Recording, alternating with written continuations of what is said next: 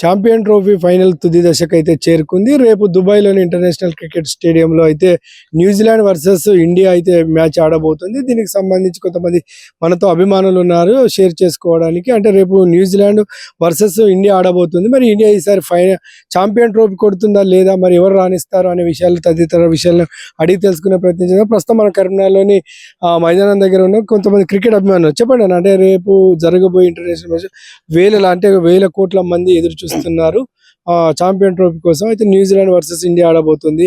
అంటే మ్యాచ్ గెలిచే అవకాశాలు ఉన్నాయా? అంటే గెలిస్తే ఎలాంటి అవకాశాలు మనకి ఎక్కువ ఉన్నాయి? దుబాయ్ స్టేడియంలో ఇంతవరకు భారత్దే రికార్డు ఉంది. ఖచ్చితంగా ఈసారి ఛాంపియన్స్ ట్రోఫీ భారతే గెలుస్తుంది. అందులో భాగంగా 2000 సంవత్సరంలో జరిగిన ఛాంపియన్స్ ట్రోఫీ ఫైనల్లో న్యూజిలాండ్ తోటి భారత్ తలపడింది. అప్పుడు గెలిచే అవకాశాలు మనకే ఎక్కువగా ఉన్నప్పటికీ క్రిస్ గేల్స్ తనకు జ్వరం వచ్చినా కూడా ఆ సందర్భంలో వచ్చి సెంచరీ వేసి ఆ జట్టును గెలిపించిండు. దానికి ప్రతీకారికంగా రేపు జరిగే ఫైనల్లో న్యూజిలాండ్ పై మనం ఖచ్చితంగా గెలిచి వారికి బదిలిస్తాము. అదే ధీమాతోటి భారతీయులందరూ కూడా రేపు జరిగే మ్యాచ్ కు సిద్ధంగా ఉన్నారు. అందులో భాగంగా రేపు జరిగే మ్యాచ్ లో శ్రేయస్ అయ్యారు, ముఖ్యంగా రోహిత్ శర్మ నుంచి కానీ గిల్ నుంచి మంచి స్టార్టింగ్ వస్తే భారత్ మొదటి బ్యాటింగ్ చేస్తే 250 నుంచి 300 కొట్టే అవకాశాలు చాలా మెండుగా ఉన్నాయి. అందులో భాగంగా దాంతో పాటు కోహ్లీ కూడా రాణించేది ఉంటే ఇక భారత్ తిరిగి ఉండదు అనే నా యొక్క అభిప్రాయం. అంటే ఎప్పుడు చూడండి ఫైనల్ మ్యాచ్కి వచ్చేసరికి ఇండియా రోహిత్ శర్మ వచ్చేసి ఏంటంటే ఫేలమైన ప్రదర్శన ఇవ్వడం కూడా జరుగుతుంది, మనం చూస్తూ ఉన్నాం. అంటే ఈసారి రోహిత్ శర్మ రాణిస్తున్నారు మీరు అనుకుంటున్నారు? రోహిత్ శర్మ ముందు స్టార్టింగ్ ఇచ్చినట్టయితే జట్టుకు చాలా బలాన్ని ఇచ్చిన వాడవుతాడు. మొదటి మనం బ్యాటింగ్ చేస్తే అందులో రోహిత్ శర్మ గిల్లు దాదాపు ఒక 100 నుంచి 150 పార్ట్నర్షిప్ ఇస్తే మనకు మంచి స్టార్టింగ్ ద్వారా దాంతో పాటు కోహ్లీ కానీ పాండ్యా, శ్రేయస్ అయ్యర్ వీరు మనకు భారత జట్టు బ్యాటింగ్ లో చాలా బలంగా ఉంది. వీరు ముందు స్టార్టింగ్ ఇచ్చినట్టయితే 300 పై కూడా స్కోర్ చేసే మనకు అవకాశం ఉంది మొదటి బ్యాటింగ్ చేస్తే. అందులో భాగంగా మళ్ళీ సెకండ్ ఇన్నింగ్ వచ్చేసరికి అయితే వీళ్ళిద్దరు కూడా ఒక 100 పార్ట్నర్షిప్ ఇస్తే దాని తర్వాత మనం ఒక టార్గెట్ సునాయాసంగా చేయగలుగుతాం. మీరు చెప్పండి, అంటే ఓపెనర్లుగా ఎవరు వస్తే బాగుంటుందని మీ అభిప్రాయం? అయితే ఇటు రోహిత్ శర్మ కావచ్చు, కోహ్లీ కావచ్చు, వీళ్ళిద్దరు వస్తే బాగుంటుంది అనుకుంటారా, లేకపోతే గిల్లు దించితే బాగుంటుంది అనుకుంటారా? అంటే రేపు జరిగే మ్యాచ్ లో ఎవరెవరు అయితే సత్తా చూపించే అవకాశం? As usual Rohit Sharma and Gill వస్తేనే బాగుంటుందండి. నాకు తెలిసి ఫైనల్లో రోహిత్ శర్మ వచ్చి తన ఆల్రెడీ హిట్ మ్యాన్, ఆయన చేసిపోతేనే బాగుంటుంది. నాకు తెలిసి రేపు దాదాపుగా రోహిత్ శర్మ హిట్ అవుతాడని చెప్పేసి అనుకుంటున్నాం. ఖచ్చితంగా రోహిత్ శర్మ తక్కువ బాల్లో ఎక్కువ రన్స్ చేస్తాడు. ఆయన చేసిపోతే మిగతా వాళ్ళకి ఈజీ అయిపోతుందని చెప్పి నేను అనుకుంటున్నాను. తప్పకుండా సేమ్ ఆర్డర్ లో వస్తేనే బాగుంటుంది. ఎందుకంటే ఇండియా ఆర్డర్ చాలా బలంగా ఉంది, బ్యాట్స్మెన్ పరంగా కావచ్చు, ఈవెన్ బౌలింగ్ పరంగా కూడా కావచ్చు. మొదటి బ్యాటింగ్ చేస్తే ఆల్మోస్ట్ 300+ చేస్తేనే బాగుంటుంది. ఒకవేళ మనకు యాజ్ యూజువల్ గా చేజింగ్ లో కోహ్లీ ఉండడు, చేజర్ గా నెంబర్ 1 గా ఎట్లనే మనకు ఆడుతూ ఉంటాడు కాబట్టి మనకు ఎలాంటి ఇబ్బంది లేకపోతుండొచ్చు అనుకుంటున్నాను. రోహిత్ శర్మ చాలా మంది స్పిన్నర్లను బౌలింగ్ కోసం దింపుతా ఉన్న పరిస్థితి కనబడుతుంది. అంటే ఈ ఫైనల్లో ఇది అంటే ఇండియాకు కలిసి వచ్చే అవకాశం ఉంటుంది. మెయిన్లీ ఇక్కడ టాస్ కీలకం అవుతుందండి. అక్కడ పిచ్ కూడా దానికి అనుగుణంగా బట్టి రోహిత్ శర్మ తీసుకుంటున్నాడు. మెయిన్లీ పిచ్ ఫస్ట్ రిపోర్ట్ తీసుకొని దానికి అనుగుణంగా స్పిన్నర్లను దించడం జరుగుతుంది. మోస్ట్లీ రేపు కూడా స్పిన్నర్లతోనే దిగుతాడు కావచ్చు అనుకుంటున్నాను నేను. సో స్పిన్నే కీలకం అవుతుందని అనిపిస్తుంది. అంటే ఇండియా ఎన్ని రన్స్ కొడుతుందని మీరు భావిస్తారు?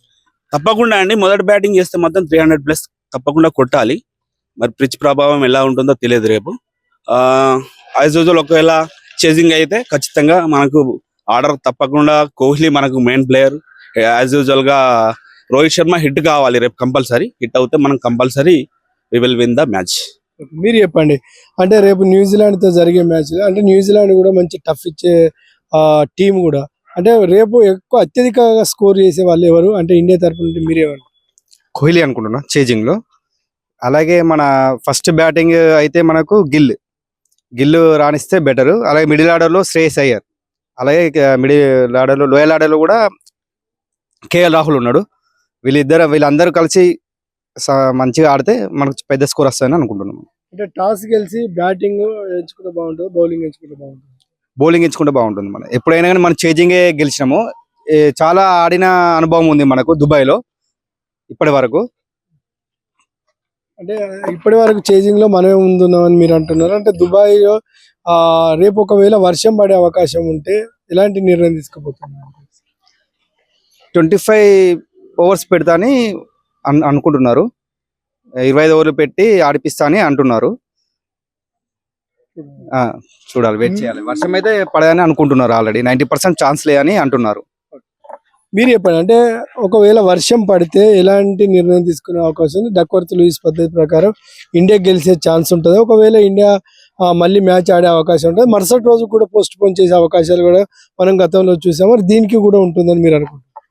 మరుసటి రోజుకి పోస్ట్ పోన్ చేసే అవకాశమే ఉంటది. ఎందుకంటే ఫైనల్ మ్యాచ్ కాబట్టి డక్వర్త్ ప్రకారం తీసుకోరు. సో ఖచ్చితంగా మ్యాచ్ సమయం ఉంటే 25 ఓవర్స్ కుదించి ఆడిపిస్తారు. లేదంటే తర్వాత రోజు కన్నా వెదర్ కండిషన్ చూసి పోస్ట్ పోన్ చేసి మ్యాచ్ కంటిన్యూ చేపిస్తారు. అంటే ఇప్పుడు సేమ్ టీమును ఉంచాలనుకుంటున్నారు, లేకపోతే ఎవరైనా మార్పులు చేర్పులు చేయాలనుకుంటున్నారు?